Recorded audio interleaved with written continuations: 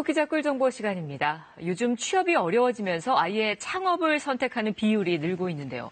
문제는 미흡한 준비와 영업난으로 폐업하는 업체 역시 늘고 있다는 겁니다. 네, 그런데 폐업 절차를 제대로 진행하면 오히려 재기에 도움이 된다고 하는데요. 자, 김기훈 기자, 창업만큼 폐업 잘하는 게 중요하겠죠?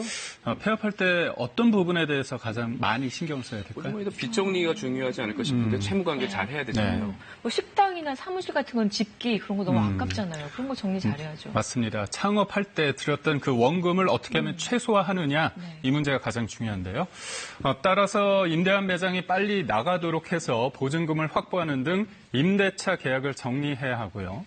내부 설비나 습기를 좋은 값에 처리하는 게 중요합니다. 그리고 무엇보다 폐업하기 좋은 시기를 고려해야 하는데 역설적으로 창업을 많이 하는 4월부터 11월까지가 그 시기라고 합니다.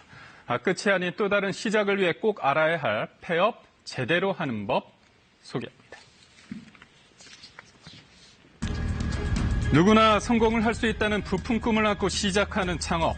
하지만 섣불리 시작했다간 오히려 낭패만 보고 끝나는 경우가 적지 않습니다. 국세청의 발표로는 2017년 창업자 수는 129만 명 정도에 달하는데요. 그런데 폐업자 수 역시 90만 명이 넘을 정도로 창업자와 폐업자의 차이가 30여만 명에 그친 것으로 나타났습니다. 신규 창업이 늘어난 만큼 폐업하는 곳 역시 많다는 얘기인데요. 한 배달업체에서 운영하는 아카데미입니다. 성공적인 폐업 방법을 배울 수 있는 강의가 진행 중인데요. 창업자와 예비 창업자에게 가게 운영만큼이나 중요한 게 폐업에 대한 대비라고 합니다. 정보의 상황이 열악하다 보니 좀 적극적으로 그 정보를 제공함으로써 만에 하나 부득이하게 폐업을 했을 때 재기를 원활하게 하시려면 폐업 단계에서부터 철저하게 준비해서 손실을 줄여주는 그런 교육이 필요하지 않았나 싶습니다. 무엇보다 폐업 전까지 사업장의 재정 상태를 정확하게 파악하는 게 급선무입니다.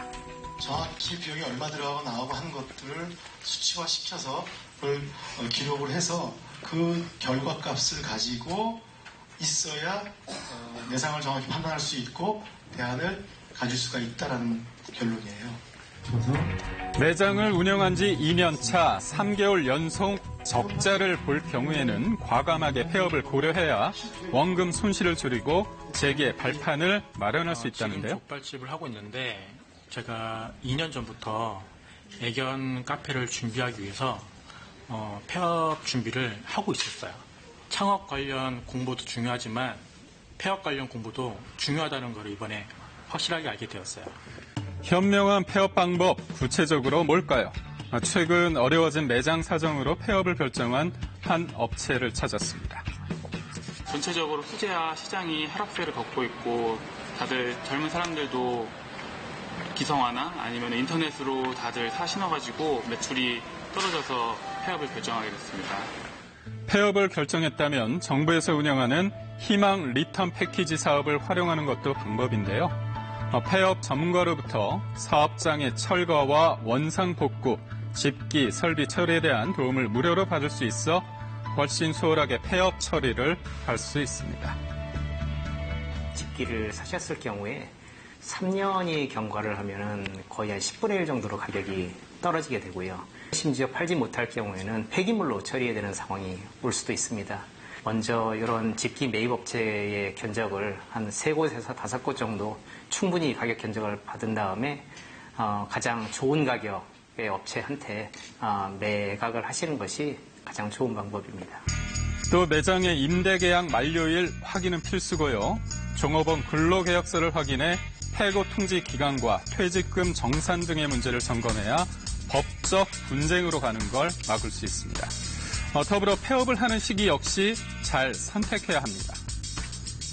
작년 1월부터 올해 2월까지 자료를 보면은 창업자가 가장 많은 시기가 바로 4월에서 11월 구간이 제일 창업자가 많습니다.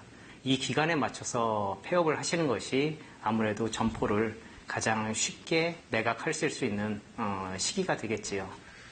끝은 또 다른 시작이라고 하죠. 폐업을 딛고 일어서면 성공적인 재창업의 기회가 열리기도 합니다.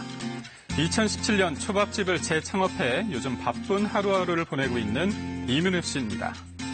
이른 점심시간이지만 손님들로 북적이죠. 여느 초밥집과 달리 주방일은 물론 손님 응대, 계산까지 민우 씨가 직접 챙기는데요. 매장 운영자인 대표가 전체적인 운영 사항을 다 알아야 빈틈없이 매장 운영을 할 수 있기 때문이라고 합니다. 또 매장 운영에 필요한 메뉴 개발과 마케팅 등의 방법은 창업 강의를 꾸준히 들으며 접목해온 게 성공 노하우라고 하는데요. 트렌드 변화에 따라서 1인 메뉴 개발을 했고 지역 상권의 분석을 통해서 데이트하는 연인이랄지 친구들 세트를 만들었어요. 이 특화된 메뉴가 전체 매출의 약 80% 정도 차지하고 있고요. 초밥을 매장에서 오시지 않고도 다양하게 즐기실 수 있도록 제 배달을 적용을 했어요. 고객과 1대1로 소통할 수 있는 SNS 마케팅 방법을 적용해 단골 손님을 늘리고 있습니다. 그 결과 창업 초기 대비 현재 월 주문 건수가 250% 정도 상승해 지역 맛집으로 유명세를 타고 있다는데요. 중요한 건 위기를 기회로 삼아 끊임없이 노력을 하는 겁니다. 손실을 최소화할 수 있는 현명한 폐업으로 성공적인 재창업의 발판을 마련할 수 있길 바랍니다.